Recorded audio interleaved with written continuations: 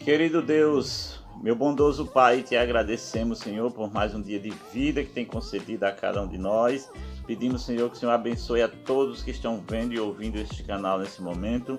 Que tua graça, Senhor, seja derramada sobre cada um, meu Deus, em nome de Jesus. Amém e amém, graças a Deus. Bom dia, graça e paz a todos que fazem parte do canal EJS Arapiraca. Essa é a lição da Escola Sabatina. E desde já eu peço que vocês deixem o like, inscrevam-se no canal, ativem o sininho e deixem pelo menos um comentário. Lição de número 11, o Santuário da Nova Aliança. Abram suas Bíblias no livro de Hebreus, capítulo 9, versículo 15, onde a palavra do Senhor diz assim: mesmo ele é o mediador da nova aliança, a fim de que os que foram chamados recebam a promessa da herança eterna. Essa é a palavra de Deus, é o verso para ficar na memória, o verso para memorizar.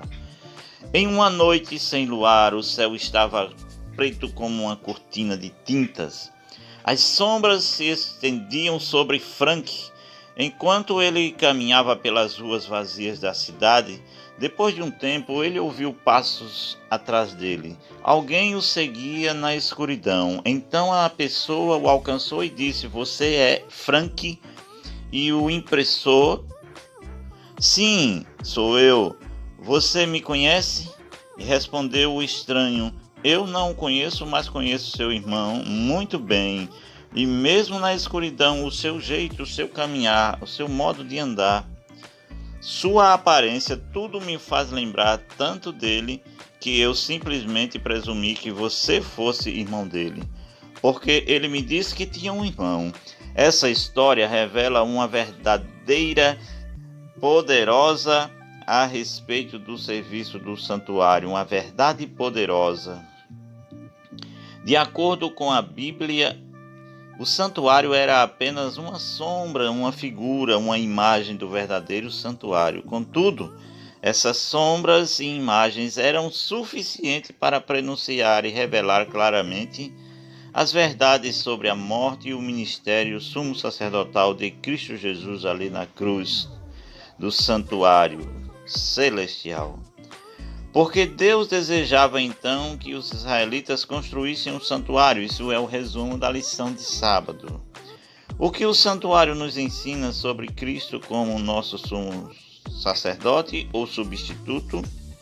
O que Jesus faz hoje no céu como nosso representante?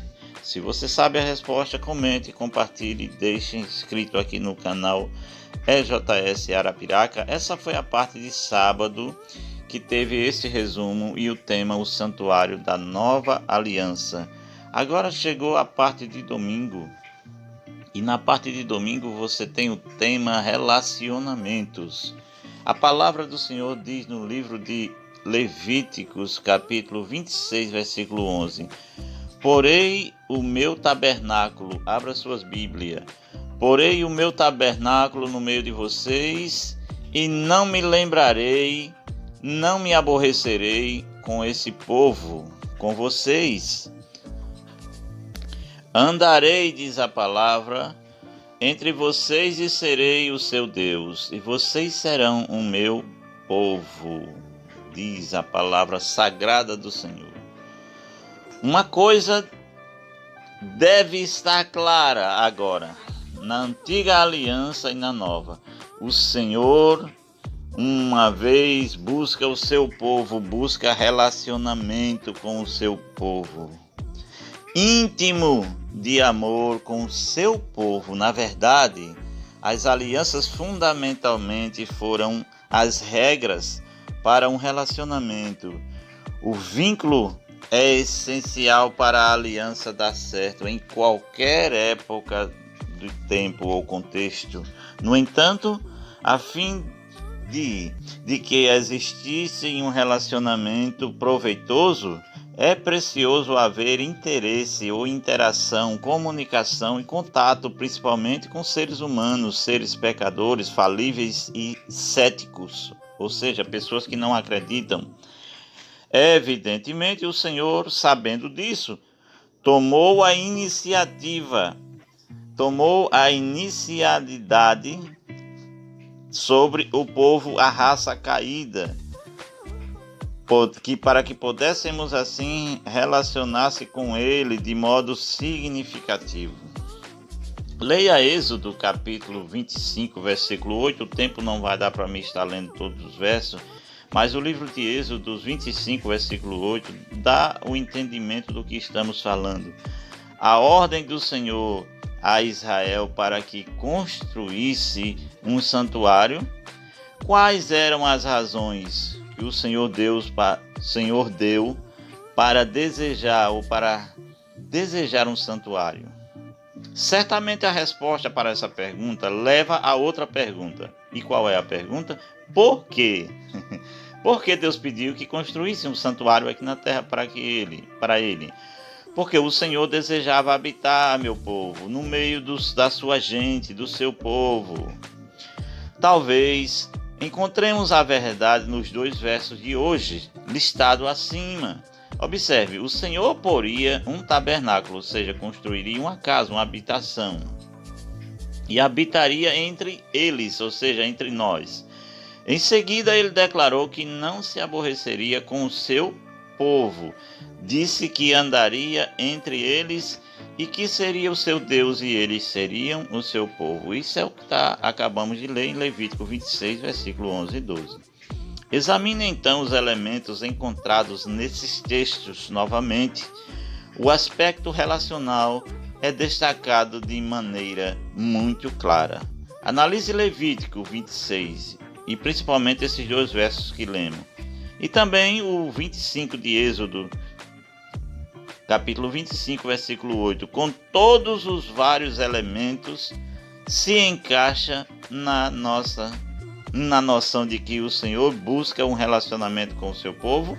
São perguntas para vocês responderem. Gente, interaja com o canal, compartilhe essa mensagem com as pessoas, deixe sempre o seu like aqui, deixe o seu comentário, que o canal deu uma parada e eu preciso que vocês impulsionem, minha gente.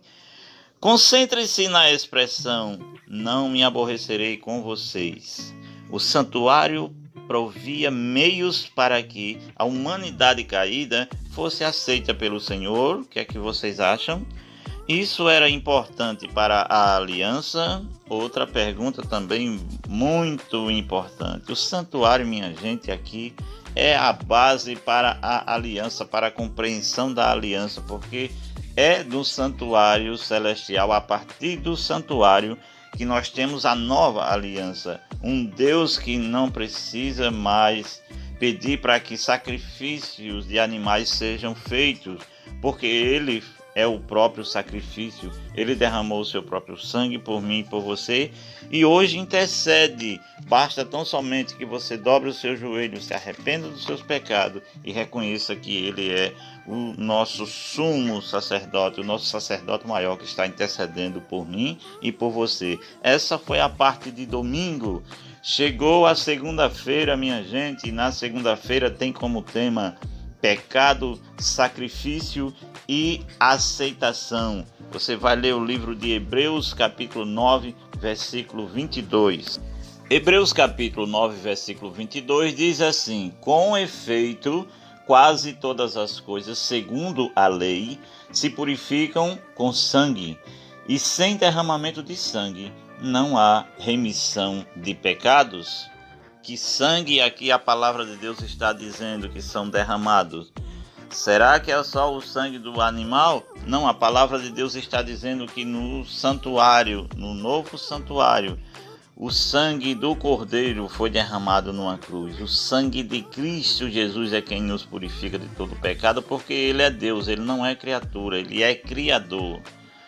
O método apontado ali por Deus para que o pecador do Antigo Testamento se livrasse do pecado e da culpa era o sacrifício de animais, as ofertas sacrificais dos israelitas, que foram detalhadas no capítulo 1 a 7 do livro de Levíticos. Dava-se então a atenção cuidadosa ao uso e à disposição do sangue nos diversos tipos de sacrifícios. De fato, a função do sangue nos rituais diversos do sacrifício era uma das características unificadoras nos sacrifícios israelitas. As pessoas que pecavam e que, portanto, havia quebrado o relacionamento da aliança e a lei que o regulamentava, poderia ser ali restaurada apenas a plena comunhão com Deus e com a humanidade, ao trazer um sacrifício animal como substituto. O sacrifício com os rituais eram ali os meios indicados por Deus para realizar a purificação do pecado e da culpa. Eles foram então instituídos para purificar o pecador, transferindo assim o pecado e a culpa individual para o santuário por meio da aspersão do sangue e restituindo assim a plena comunhão do penitente com o Deus pessoal, que é o Senhor Salvador. Como esses, então, conceitos ajudam a entender as questões no fim do estudo de ontem? Leiam, comentem, compartilhem aqui no canal EJS Arapiraca. Qual era então o significado profético do sacrifício de animais? Leia Isaías 53, versículo 4 e a 12, e leia também Hebreus 10, 4.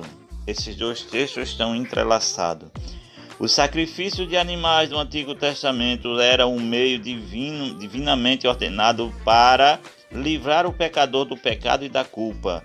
Eles mudavam o status do pecador de culpado e digno de morte para o perdoado e restabelecido no relacionamento de aliança entre Deus e o homem. Mas, em certo sentido, os sacrifícios de animais também eram proféticos, porque a natureza, afinal, nenhum animal era substituído ou substituto adequado para expiar o pecado e a culpa da humanidade.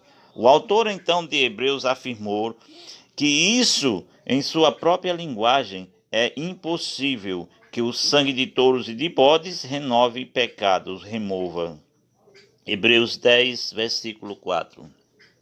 Portanto, o sacrifício de um animal deveria ser uma ardente perspectiva da vinda do divino humano, servo de Deus, que cessa ou que cessou o pecado, era então perdoado e aceito pelo Senhor, e o fundamento da relação de aliança era reestabelecido. Coloque-se então no lugar de quem viveu naquela época do Antigo Testamento, em que o povo sacrificava animais no santuário. Ao lembrarmos também da importância dos animais para a economia, cultura e todo o modo de vida daquele povo, que lição esses sacrifícios lhes ensinava sobre o custo do pecador? Essa é uma pergunta que ficou na parte de segunda-feira, que teve como tema pecado, sacrifício e aceitação. Agora chegou a terça-feira, e na terça-feira a palavra de tema é a substituição. A substituição. A substituição. A palavra do Senhor diz assim: o qual entregou a si mesmo pelos nossos pecados para nos livrar deste mundo perverso segundo a vontade de nosso Deus e Pai. Isso é Gálatas capítulo 1, versículo 4. Um dos temas centrais do Novo Testamento é que Jesus morreu como sacrifício pelos pecados do mundo. Essa verdade, ela é fundamental para o plano da salvação. Qualquer teologia que negue a expiação pelo sangue de Cristo, esse pecado, diz a palavra, que Jesus morreu pelos pecados do mundo. Essa verdade é o fundamento do plano de salvação. Qualquer teologia que nega a expiação pelo sangue de Cristo, nega também o coração e a essência do cristianismo. Uma cruz sem sangue não pode salvar ninguém. O único que pode salvar pelo seu sangue precioso, sangue derramado, sangue carmesim, é Cristo Jesus. Medite sobre esses textos e não esqueçam de deixar o seu like, de compartilhar, de se inscrever no canal. Deixem seus comentários aqui no canal EJS Arapiraca. Medite no texto de hoje e responda as perguntas. Jesus se ofereceu para morrer? Por quem ele morreu? O que sua morte efetuou? São 3 perguntas especiais para lição de casa, para que vocês possam responderem estudando esses livros, Hebreus, Gálatas, enfim. A substituição é o fundamento de todo o plano da salvação por causa de nossos pecados. Merecemos a morte, merecemos morrer. Cristo, por amor de nós, ou por amor a nós, entregou a si mesmo pelos nossos pecados. É o que acabamos de ler em Gálatas capítulo 1, versículo 4. Ele ofereceu a morte que merecemos, a morte de Cristo como substituto dos pecadores. É a grande verdade, da qual nascem todas as outras verdades. Nossa esperança de restauração, de liberdade, de perdão e de vida eterna no paraíso está fundamentada na obra que Jesus realizou de se entregar pelos nossos pecados. Sem isso, sem derramamento de sangue, a nossa fé não teria sentido. Poderíamos até mesmo depositar a nossa esperança de restauração, liberdade, perdão e vida eterna em qualquer outra coisa. Mas Jesus foi quem realizou, quem se entregou pelos nossos pecados. Sem isso, nossa fé não teria sentido. Poderíamos até mesmo depositar nossa esperança e confiança na estátua de um peixe, mas a salvação vem somente por meio de Cristo Jesus. Leia, diz a palavra, Mateus 26, 28, Efésios 2, 13, Hebreus 9, 14 e 1 Pedro 1, 19. O que esses textos nos revelam sobre o sangue? Porque a função do sangue desempenha o plano da salvação ou o plano da salvação? São perguntas para serem respondidas aqui neste canal. Não é verdade de que que Deus deseja que vocês estejam confiando nele? Com o coração torturado pelo receio de que ele não nos aceitará por serem pecaminosos sem préstimo? Digam, sei que sou pecador e essa é a razão porque necessitamos de um Salvador. Nenhum mérito ou bondade tenho pelos quais possam pretender a salvação, mas apresento diante de meu Deus o sangue expiatório do imaculado Cordeiro de Deus que tira o pecado do mundo. Essa é a única defesa que o ser humano pode ter diante de um Deus santo, puro e justo. Está escrito em Ciências do Bom Viver, um livro de Ellen White, A Fé pela Qual Eu Vivo. Reescreva essa citação de Ellen White, colocando-se ali os seus medos e dores, e reflita sobre o que essas promessas dão a você. Que esperança você tem por causa do sangue da nova aliança? Perguntas para serem respondidas no canal EJS Arapiraca. Respondam, comentem, compartilhem. Na parte de quarta-feira tem como tema o sumo sacerdote da nova aliança. O santuário terrestre em que Deus escolheu habitar com seu povo estava concentrado no sacrifício de animais. No entanto, o serviço não terminava com a morte dessas criaturas. O sacerdote misturava o sangue no santuário em favor do pecador. Depois que o animal era morto, contudo, todo esse ritual era apenas uma sombra, uma figura, um símbolo do que Cristo viria ou faria pelo mundo. Portanto, assim como os símbolos, o serviço do santuário não terminava com a morte do animal. A obra de Cristo por nós também nos tomou como sua morte na cruz. Hebreus 8, versículo 1 a 6. Em seguida, escreva com suas próprias palavras a mensagem do Senhor para nós nesses versos. Como esse texto nos ajuda a entender a nova aliança? Perguntas para serem respondidas. Assim como havia um santuário, um sacerdócio e um ministério terrestre na antiga aliança, diz a palavra do Senhor, na antiga aliança celestial, a nova aliança também, entretanto, está entrelaçada, o que não passava de símbolo, imagem e sombra na antiga aliança. Hebreus 8:5. Tornou-se então uma realidade na nova. Além disso, uma vez em que um animal em conceito moral como nosso substituto, temos o Jesus imaculado. Em vez de sangue de animais, temos o sangue de Cristo Jesus. Em vez de um santuário feito pelo homem, temos o santuário, o verdadeiro tabernáculo que o Senhor erigiu, e não o homem. Hebreus 8:2. E em vez de um sacerdote humano, o pecador e errante, temos Jesus como nosso sumo sacerdote ministrando em nosso favor. Contudo, isso em mente, apenas penso nas palavras de Paulo. Como escaparmos nós se não levarmos a sério tão grande salvação? Hebreus 2, versículo 3. Pense nisso. Jesus viveu sem pecado, morreu, ressuscitou e agora está no céu ministrando no santuário em seu favor, em nosso favor.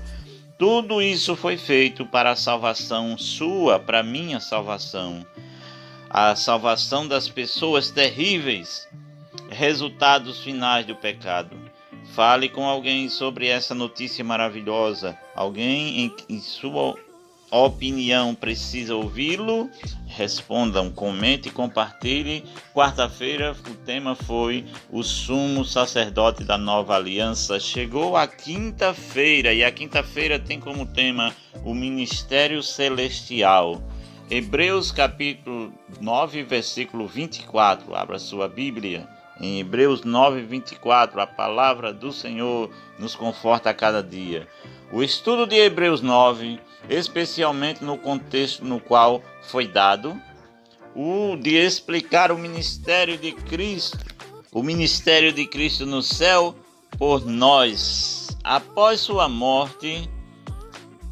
a sua morte sacrificial em nosso favor. Embora possa dizer muito, queremos nos concentrar em um ponto em especial, a expressão final, que diz que Cristo agora compadece-se diante de Deus por nós.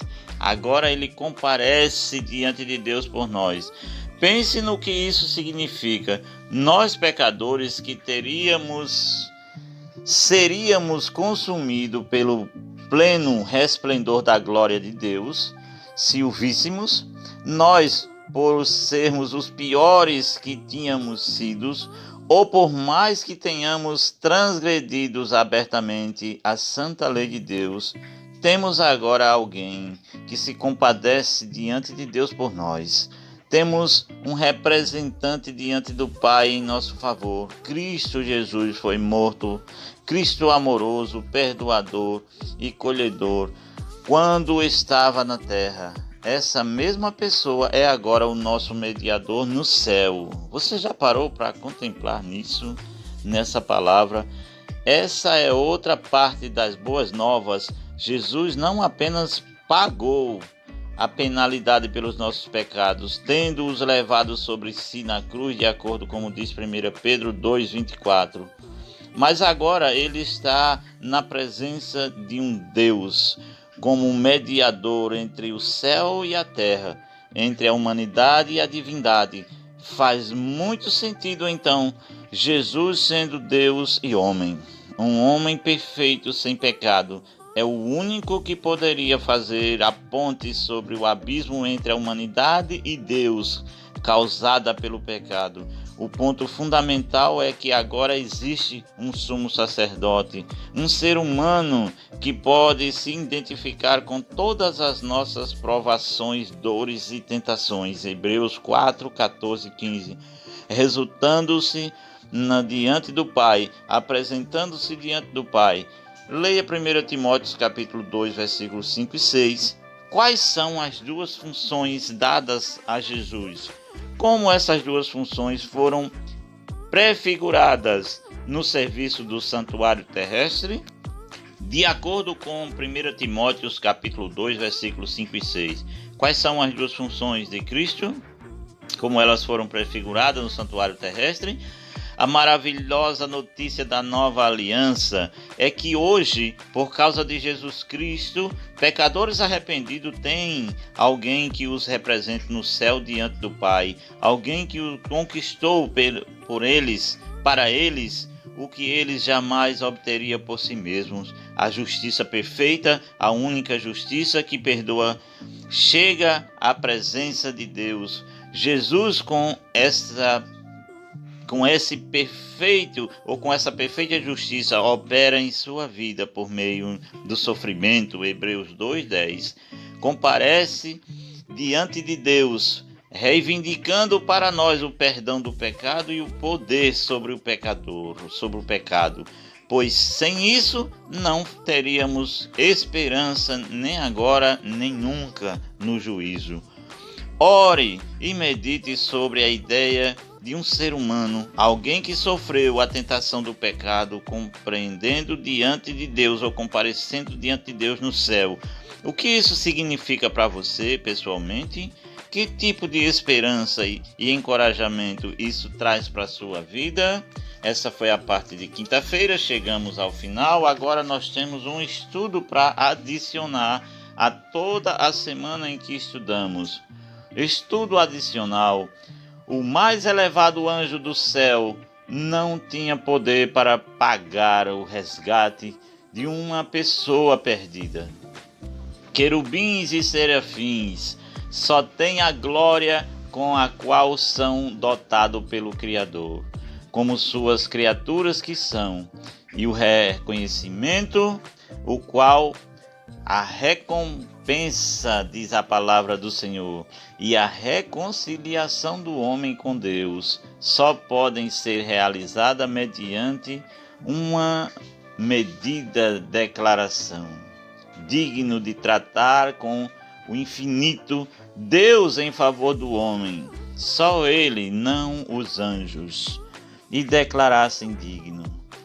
Também representantes de Deus a um mundo caído, o substituto e penhor do homem tinha que ter a natureza do homem, ligação com a família humana, e quem devia apresentar? E como embaixador de Deus havia de participar da natureza divina, ter ligação com o infinito, a fim de manifestar Deus ao mundo e ser mediador entre Deus e o homem, diz Ellen White no livro Mensagens Escolhidas. Jesus continua: se você me confessar diante das pessoas, eu confessarei diante de meu Pai, diante de Deus e dos santos anjos. Vocês devem ser minhas testemunhas na terra, canais por onde minha graça possa fluir para curar o mundo. Assim serei o representante de vocês no céu. O Pai não vê o caráter do Filho, mas olha para vocês revestidos da minha perfeição. Sou o meio pelo qual as bênçãos do céu descerão sobre vocês. E todo aquele que me confessar, partilhando o meu sacrifício pelos perdidos, será declarado como participantes da glória e da alegria do Salvador. Louvado seja o Senhor. Aqui chegamos a mais um final da lição de número 11. Que Deus vos abençoe.